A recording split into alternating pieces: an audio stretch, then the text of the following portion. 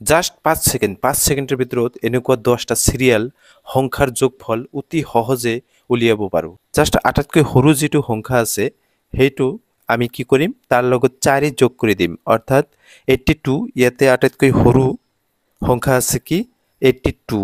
82ৰ লগত 4 প্লাছ কৰি দিম। 4 প্লাছ কৰি দিলে কিমান হ'ব? 86 হ'ব। 86 আৰু ইয়াৰ কাষতে আমি 5 এটা বহাই দিম।